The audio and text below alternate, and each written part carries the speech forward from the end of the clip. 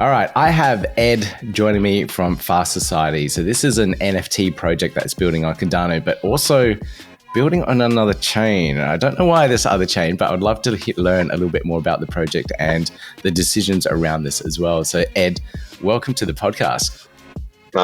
Peter, it's extremely nice to be here. Thank you for an invitation. And yes, I would love to answer all those questions, especially those hard ones. All right. So let's start off a little bit about your background first and learn how you got into the industry that you're in, the gaming industry, and then also how you got into blockchain and Cardano. So my background was quite simple. I was from my education, I am a programmer. But I jumped into AI. I did PhD. I never finished it though, but you can still find my algorithm somewhere on the Google Scholar. I was took by a Polish social media platform, which was back in the days quite big, bigger than Facebook here in Poland. And I managed their data for like 4 years. So I did a lot of data science in behind. Obviously, I had the team behind my back, but one of our first big analytic document was about that we should move into the gaming space. So actually, nasza klasa did it, and since 2011, I was back. I was sitting in the back of a big social media platform gaming marketplace. And I was helping a lot of publishers, game developers to basically understand how the games are performing, what should they do in order to get bigger traffic and so on. So this is where my business adventure with gaming started. And then in 2014, I moved into the big data. So I left nasza klasa. I opened my business around big data. I was doing KYC stuff for the banks. But in 2016, I came back into the gaming from the mobile part. And since then, I'm in mobile gaming till now. But in 2021, already after, those 5 years of experience and basically doing high quality stuff, one of the Cardano collections reached out to us, and they asked, "Hey, can you help us out with the game? We want to make a game for our users," and we did. It cost us a lot of research and learning about the Web3 space. Actually, myself, I was in a Web3 space for a bit longer period, but it was solely, I would put it that way, playing the crypto. A little bit, not using NFTs. So since then, I became a big fan of NFT. We are building the game. We are almost finishing the first one. There's a second and third coming too. We became like we have a decent community around us, as not only our community but also Crypto Dino community. Vegemates and Junkies, and there is also third collection that is running on Ether. So in 2022, we finally had our idea what to do in order to build in NFT space. We saw this gap for Web3 that there is not a lot of players here. Like, if you think about number of users in Web3 space and gaming itself, it's very limited. It's still growing, but it's limited. And obviously, after a few black swans this year, it's even harder to build this community. So our idea was to create a Web2 game that will bring as many people as possible into Web3 space. So this was our initial idea. And this idea obviously evolved through all those, 11 months of building, almost 12 right now. We started from just building a mobile game. Then we found an idea how to onboard people from Web2 to Web3 softly. So the big idea is that we want to join forces with one of partners. We still don't know who it will be, but we are, let's say, we have very advanced talks with a few of them, and they will open accounts for people basing on their Apple ID or Google ID, and you can jump off the game, use this account, and all the items that you will get in the game will wait for you there, free minted as an NFT, and this gives this move is doing so much good for the both spaces. So first of all, we are educating people softly without asking them to open a wallet or doing KYC on the exchange. They will just they will have this big button, sell, swap, or just hold as a trophy. And whenever they will sell, we'll obviously have a royalties there. So this will be an extra income for us. But most important, we think that there are a lot of people will just touch the Web3 space, and some of them will convert bigger. So this is our initial target. But also, from the background, we wanted to be not only looking at vertical, expanding our community, so not only Web 2 and then Web 3, so I'm looking at this as a vertical, but also horizontal, so we wanted to go across chains to get bigger community. So that's why we made the decision that we want to hop on other chain, not be just tribal on Cardano, because we believe that success of the game is a matter of number of users that will use this game. So obviously our biggest target is Web 2, and we will do usual user acquisition. We'll post this game on Google and App Store. It will be from the point of view of Google and Apple policies, it will be detached from NFTs, but in the background, you can connect the wallet from the browser browser application, and you will see your NFT inside the game.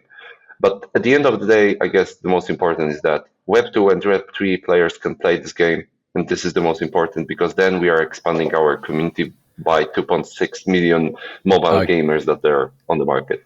Yeah. Right. Okay. All right. This is a very interesting approach. So I love the bridging of the Web 2 side of things, and then allowing them later, if they're interested or if they even want to, then connect their Web 3 wallets and then buy, sell on a secondary marketplace and have that earning aspect there. So I guess this comes down to, we'll talk about the game in a moment as well, but I guess this also comes down to the fact that you deem it as a play and earn, not play to earn or pay to earn, pay to play, I should say. Yeah. So I like that kind of concept where it gives a person or the user flexibility in what and how they want to engage with the game and platform. Now, going back a little bit further as well, you've got a lot of experience in the gaming industry here. So you said like 2011, you're looking at data analytics behind the games. That's really, really useful for someone that's developing games. You know what's ticking and you know what's working. That's a massive advantage there. Yes, and we are building upon this because we already did 50 games that you can find on the market, but also we did a lot of work for hire. So if you combine all the games that we did for other projects and that we just throw out after doing a prototype, it will be more than 100. So yes, gaming is all about data. At the end of the day, a successful game is a game that has extensive player base. But what is very important, games as like community around the games are not stable. They are circulating because even if you think about any entertainment content, I'm thinking about music, movies, and games. You jump in, you play the game, but at the end of the day, you get bored. The whole idea, the whole concept of the game is to keep player as long as possible, but everybody knows that it's not infinite. It's always has an end somewhere, someday. Yeah. So you have to think about gaming about about marketing of gaming as a constant circulation of a marketing budget. So if you have that in mind, that every time you hop into the game, there is a marketing budget that is, moving around and just getting more players into the space. And then on the other side, there are like players jumping out because they just got bored. So you have to build your game that cost of user acquisition is lower than lifetime value of the player. So you can spend $1 for user acquisition. That means that you have to take $1.20 out of the game, because those 20 cents will be put into your budget, and this $1 has to come back here and work for other players. And then if you have this circle ongoing and spinning around all the time, then you have a long time value game that will sit on the market until most of the users will not hear about it. So that's what makes mobile so strong, because in order to play mobile game, you don't have to buy anything. You already you have your smartphone. It can be older or newer, but all the games are made just to fit on most of the hardware.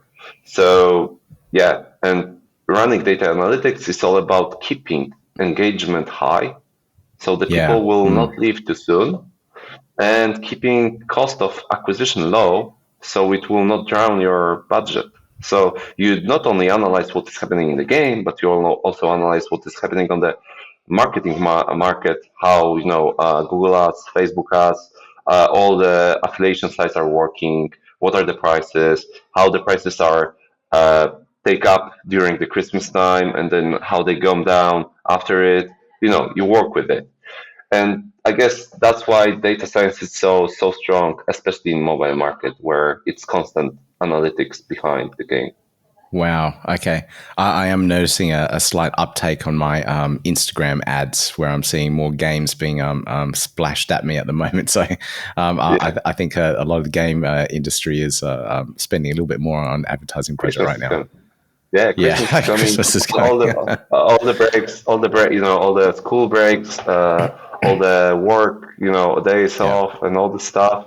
It's happening right now, and they have to build as we speak, because on the middle of December, the big guns are coming. Like, you will see all the Call of Duty stuff, Diablo, the companies that will have like those enormous, like insanely enormous budgets. Like, you have to think about hundreds of millions in rotation, which is absolutely insane. Yeah. So I love your play with the entry point in the Web2 space and the mobile side of gaming, because I find a lot of games in the Web3 space that concentrate purely on Web3 have a very small footprint in customer acquisition. So being able to gather those audiences to actually play the game is limited in the fact that they're so niche already in a very niche market. The fact that you're going Web 2 first is really important, and then also cross-chain as well with the other side of things. Can we talk? I also want to talk about player retention and the churn as well. But can we talk about your strategy of going cross-chain over to Solana as well, and why you want to concentrate on Cardano and Solana? Yes, that's a very important question, especially that right now, when we made the decision on Solana, it was somewhere closer to June or August when we launched this idea. And we did 3 months of research before we made this, decision. So it was way big. I guess that's the thing about Web3 space. It's constantly evolving rapidly, I would say. And the why we pick up Solana.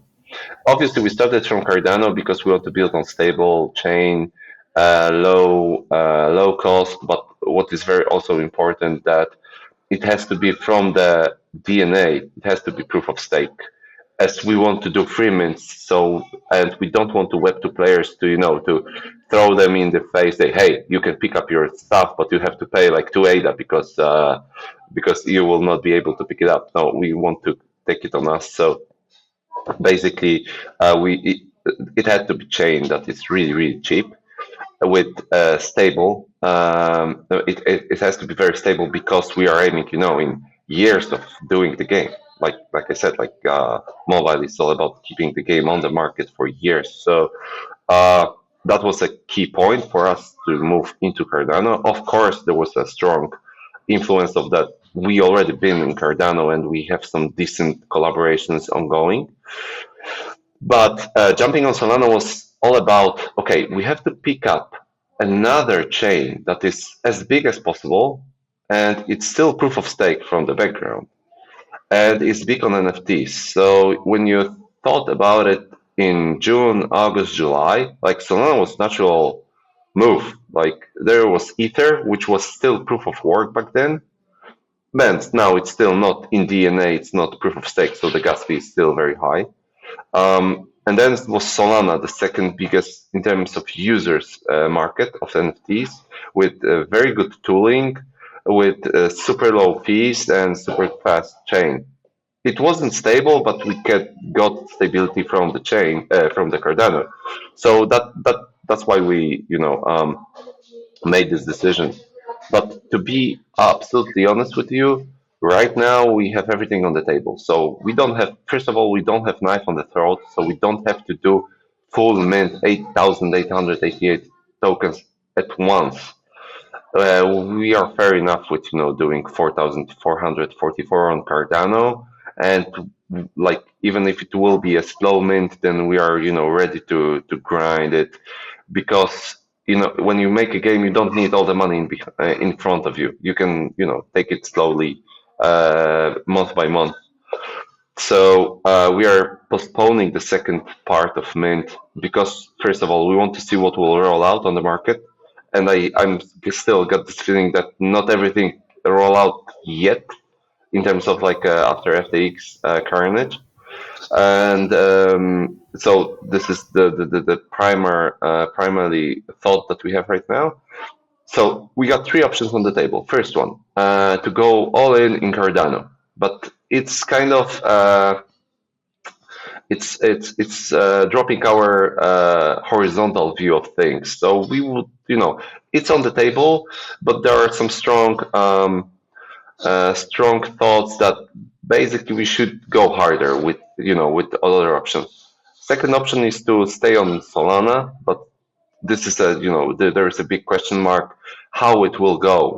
Will it survive? Will it stabilize itself? A lot of questions. So it's very right now. Also, we don't have to make this decision right now. I'm not pointing out that Solana is dead because I'm a big fan of the Web3 space, and I think that the whole Web3 space should be strong in order to build more because it influences. At the end of the day, carnage on each of the chains will influence other chains this way or another. And the third option is that we'll jump on some different chain. So that's why I did so many conferences because I met with Tezos, Cosmos, Atom. Cosmos is Atom. With Wax, with Hedera, with all those tiny chains that are there that are proof of stake. And I just want to be sure that if you will pick up something else, it can be supportive not only in technical way but also in the way of bringing more community into our project. So it's a very important decision, and it needs to be backed up with proper research behind it. So that's why we're not taking that's why we are taking our time to do it properly. Gotcha. Okay, makes sense. Take your time. Like you said there, it's really important to get these decisions right, and whatever chain you decide to also integrate into is going to be impactful for your platform and your game in general overall and over a long time. Okay. Exactly. Now, my other question was around. I just find the gaming industry really, really interesting, especially with your background and knowledge behind it as well. Well, how on earth do you keep players on the game and reducing that churn rate of your players. You got to add new features and all these weird things, continuous development, and continuously fund the game there. What do you guys have to do from your experience to keep players on the game, in the game, and keep playing? Of course, like this is a wide answer for this question. So first of all, and I think that most common is to bring all the time new content in the game. So this is the let's say most obvious strategy. That's why, like, if you hit on Candy Crush Saga, you will see that there's like, I don't know, 10,000 levels or even hundreds, 100,000 of levels, because That's during insane, last really. 12, yeah, because during last 12 years, like these guys are 12 years on the market, and this is Yeah, the wow, most okay. most revenue building game in the history of gaming. Like there is like, if you look on the data, like Candy Crush Saga got just in 2021 like 2.3 billion dollars of income, and then Oh there is like my lord, that's a huge gap. lot of There is money. this this huge gap, like 3 meters of water, 2 meters of dirt, and then you got Call of Duty, like 950 million of dollars. So that this is all about Wow. being in mobile space, and they're like, this is all game. This is just all game, and they're like constantly topping it up with content. They're obviously, and this is the second answer, they are trying to twist the mechanics. So obviously the very beginning of the game is the same always, but then you go up, and then those levels are introducing new mechanics. So there is a branch that you can pick up the size, you can mess with the mechanics. Obviously there is a lot of VFX happening on the screen. Like, you're making this game more visually and more in terms of mechanics, more interesting, more complex.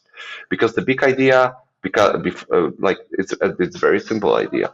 Games have to be easy to play, hard to master. So, and this, if you strength like the distance between those two, like easy to play, hard to master, is longer and longer and longer, then you keep players inside the game because they want to be mastering something.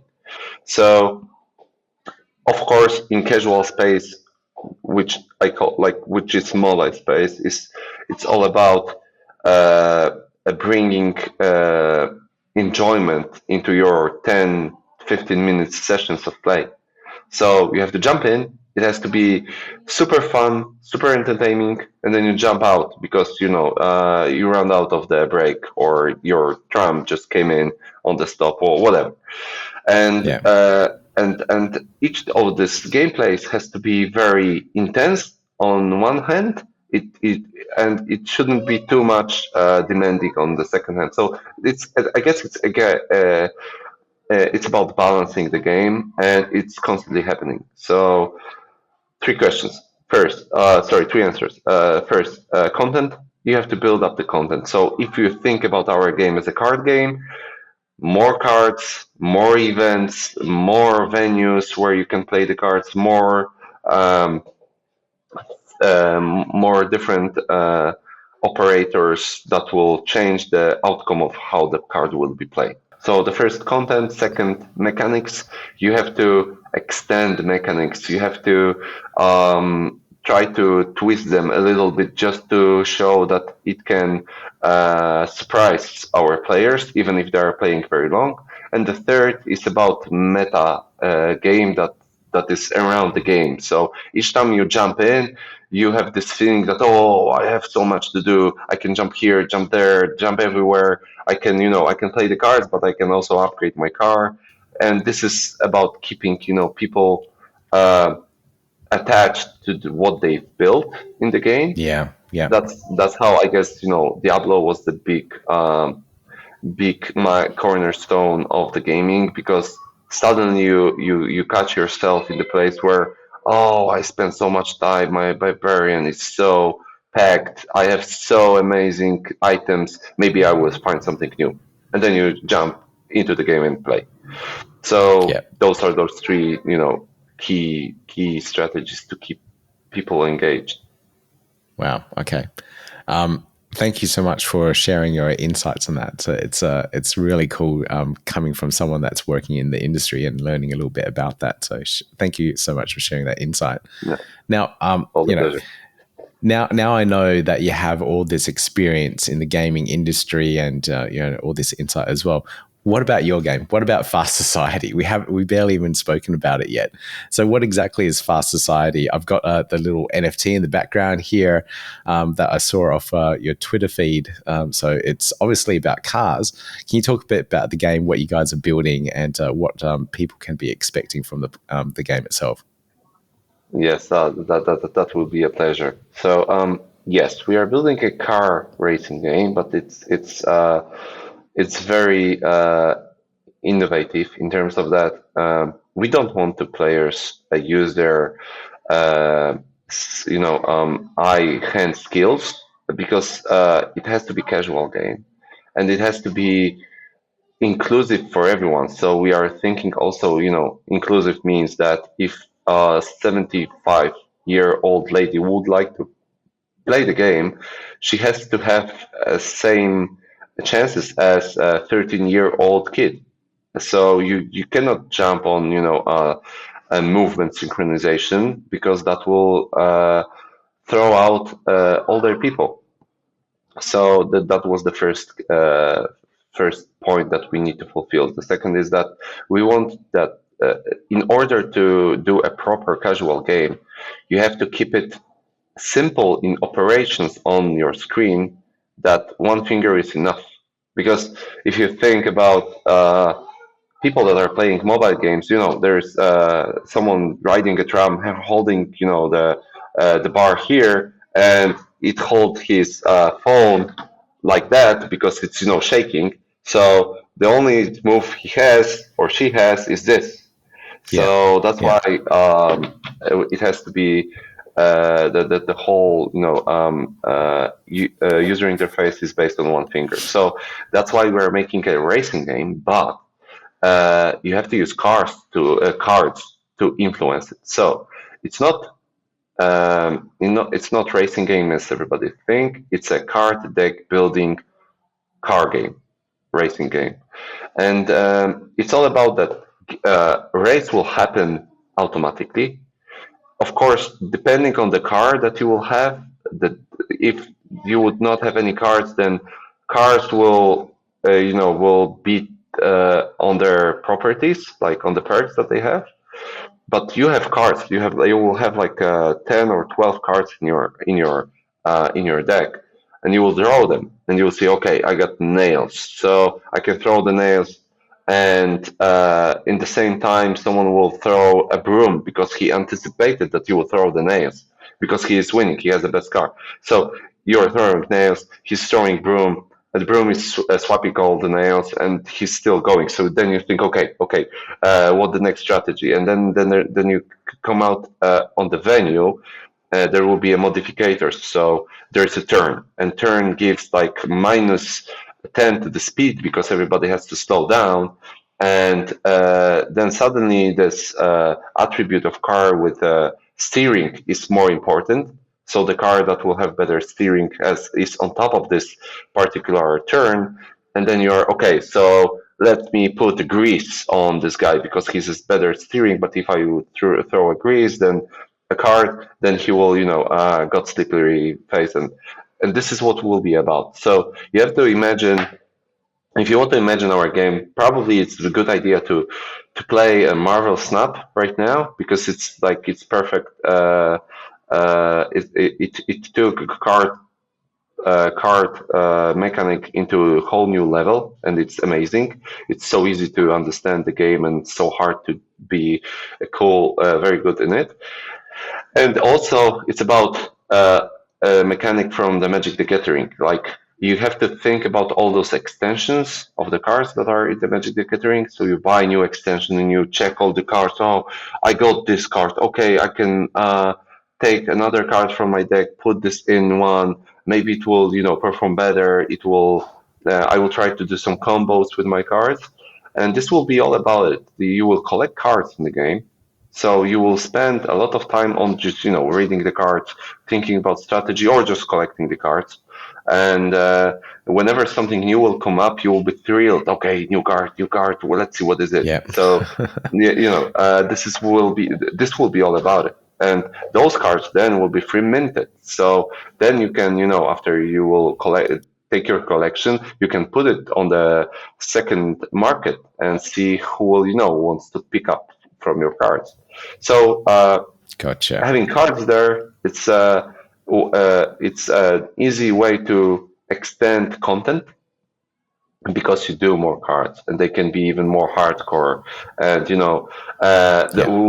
we will have this big community influence because cards will be made with our community that will buy NFTs. So we will start like in this few months from now, brainstorming about what cards should be, how they should perform.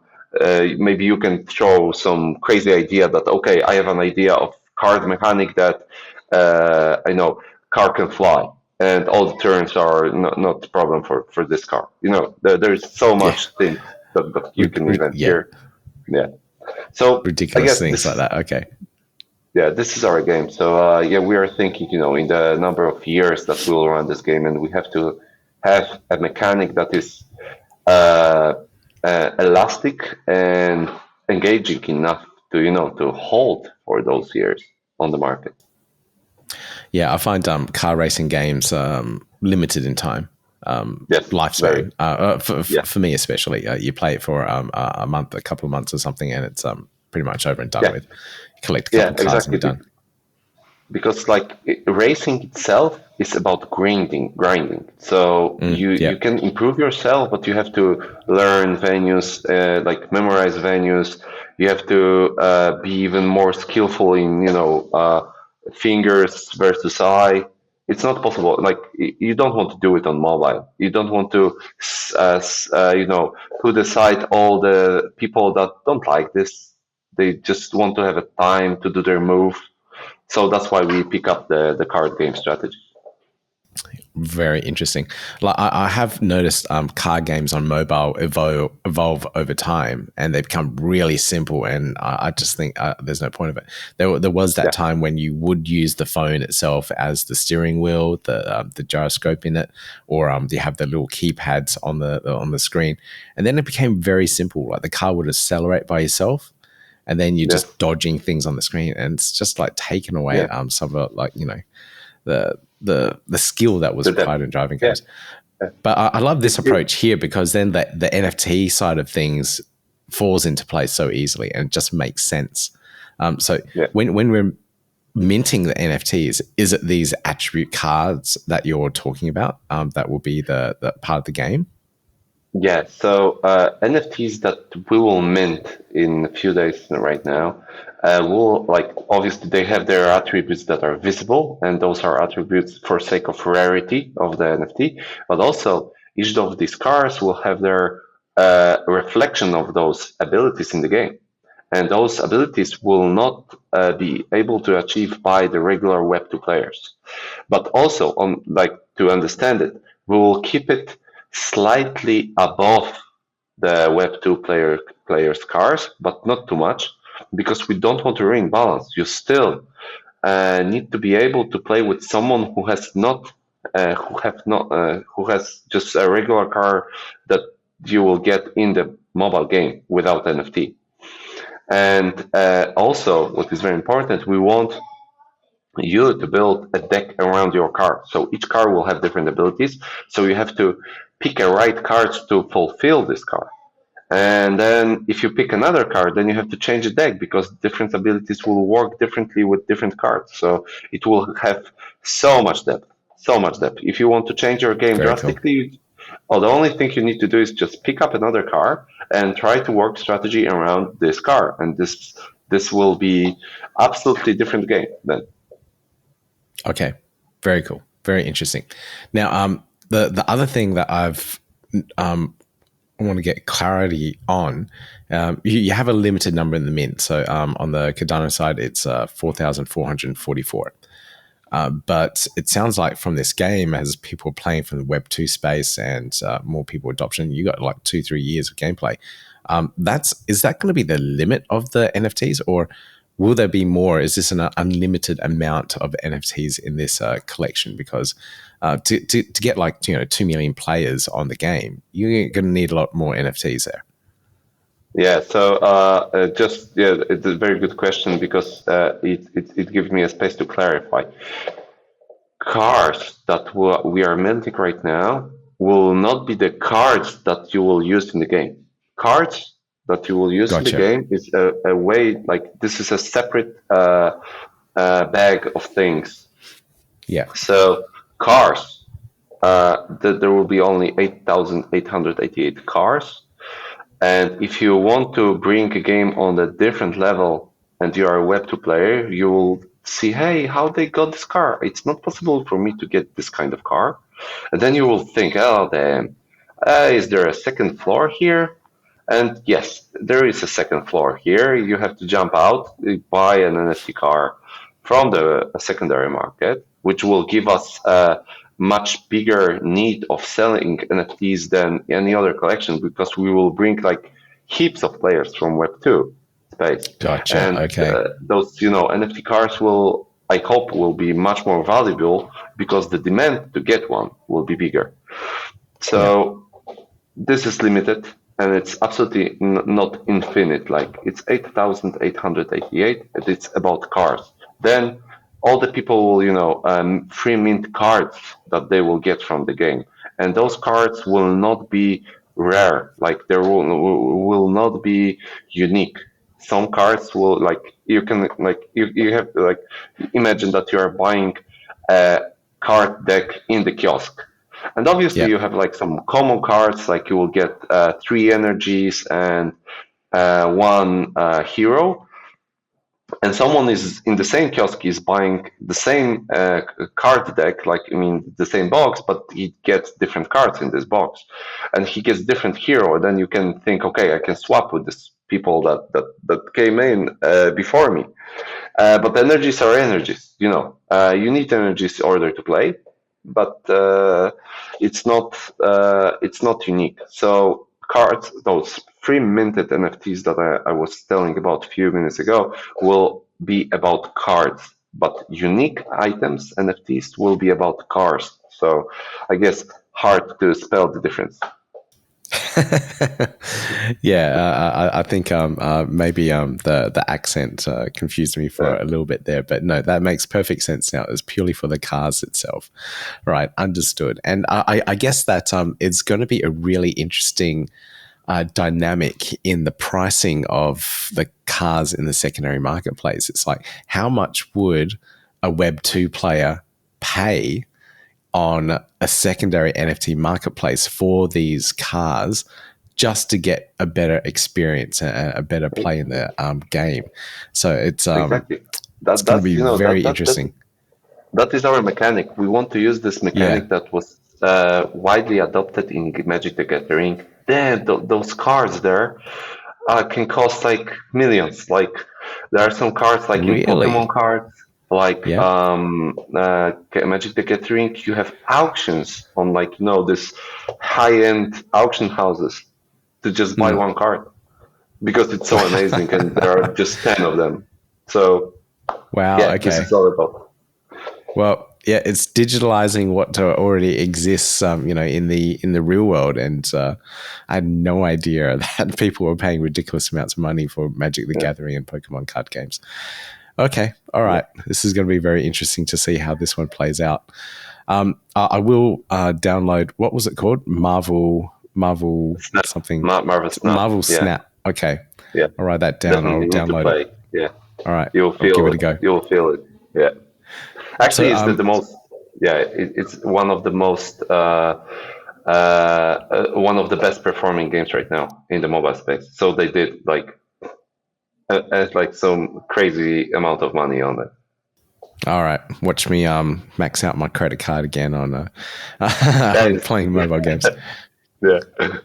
Okay, so two more questions for you here. So first off, how are you guys funding yourselves to do all this development? So right now we invested around $500,000 in what we already have. So making this NFTs, figuring out all this stuff. We are doing this as a day job. So we have 8 people in the team. Everybody is working their ass off to just build it as hard as possible. And right now we are minting. So this is our second round of funding. Like first we got from our regular business, but right now we have to jump on extra funding because we will start after this developing the game. So we will need to add 8 people into our team of Fast Society team. Of course, we will take it in-house from our gaming part, so we'll just shift them. But you Yeah, mean that means that we'll drop some projects that gave us money there. So yeah, okay. we're shifting them here, and we'll spend $1 million for the game to build it to until it reaches its MVP, and we'll hold 400K for user acquisition rotating marketing. So, and then 600K we are leaving for taxes because we want to do it fully legally. So we will pay taxes for minting NFTs like it would be a regular product. So we have to pay VAT and income tax. But that's because we want to do it properly. We are not, That's a I lot don't of want to, tax. yeah, I don't want to sit here in a year from now and telling you, hey, we got this problem because our legal team just told us that we have to pay the tax and we don't have it and we need to meet another round to, that I don't want to do that. So we are preparing everything. We did very detailed budget, how to spend this money, and it's all about the game, because Yeah. like for us, end game is to get income from the game, not about taking the money from the NFTs, because we are fighting for so much more. Like I said, Candy Crush Saga did $2.3 billion last year, and Yeah. there are Yeah. 12 years on the market. So we are fighting for something way bigger, and we want to. And this is, I guess, this is an answer about play and earn, because you can play with your NFT and you will earn because you will hold your NFT. Because you, as an NFT holder, you are our publisher, and we will do a rev share out of the game as regular publishing deal. So 20% of game income is left for NFT holders, and we'll distribute between those 8,888 tokens. So this is your earn Gotcha. part. Gotcha. Right. Gotcha. Okay. Very interesting. Very interesting in that aspect there. My second question there was around MVP and what type of timeline are we looking at before seeing something tangible for users to start playing with? So the first alpha version will be at the end of 2023, but MVP itself will be in Q1 2024. And I'm using Q1 as like a quite wide target, because we are aiming 12 months to build a game. And we are very good in estimations because we did a lot of games and a lot of work for hire. So this is Yeah. kind of our thing, that we are very precise. But you have to count vacations period and Christmas period into this 12 months of work. So there's 1 month of delay, and you have to leave like 1 month of delay just for sake of security. So Q1 definitely. We are aiming at January, but yeah, please be patient, and Yeah. we will show what we are doing. There will be each month developers meetings. Yeah, our holders will be, will invent the card mechanics. They will be able to, to shield out their ideas about the card. So I guess it will be very transparent process, but also very engaging for the NFT holders. Okay, that's brilliant. Now, is there any resources or links that we can follow so we can join the community or anything at the moment? And also, is there any links and resources to your current game development company and some of the games that you've developed already? Of course. So uh, starting from the top, like Fast Society. So we got Discord, we got Twitter, obviously we got website, but also on the website you can find our white paper where everything is described.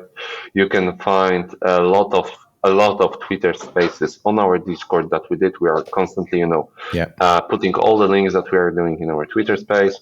You can ask communities like Crypto Dino how our game is looking, how we are building games, because you got the process of building game for Web3 space there too. And also, I strongly encourage everyone to jump on Mousetrap Games on Google Play and App Store, because this is our like a Web2 brand for mobile games. And if you want to see the best titles that we have, those would be Sword of Glory, which is fully available on those two marketplaces. Green Thumb, which is, I guess, our biggest game that we have in terms of Web 2. And also, you can find our Cards Up game, which is it's about merging mechanics, but it's circulating around the cards as it's like it's there's a tipping title. So yeah, there's so much more games, but it's it doesn't make sense to just go through all of them. I just give you the top three in my opinion. Yeah. And yeah, if you want to check on us, how we are performing, what is our team, and everything that is about us, like we are fully docs. So you can find me on LinkedIn, you can find me on Twitter, you can find me even on Polish Exchange Market as a founder and CEO of this gaming company. So you got all my background and our team background there. So Brilliant. yeah. Okay, awesome. It's always good to check those things and backgrounds and everything, especially with things that are happening in the Cardano ecosystem at the moment. So, people are always a little bit more wary, I think, these days, like and Yes. going to do a lot more research. So, any sort of information like that is crucial for any project, I think, building this space from now on. Yep. Exactly. Do your due diligence, and I hope Yep. you will be convinced by it. All right, brilliant. Thank you, Ed. Is there anything else that you'd like to share with us before we end this interview? I guess like as a final word, please keep in mind that 29th of November is our whitelist mint, and 30th of November is our public mint. You have to keep $200 for the mint. We will give you exchange rate right before the mint, so it will be in ADA, but it will be equivalent of $200, because that's like this is what we need to get to build properly and fulfill our promises. We are aware of that this is a high end of the market right now, but also, as you can see, we did a lot of job in the background.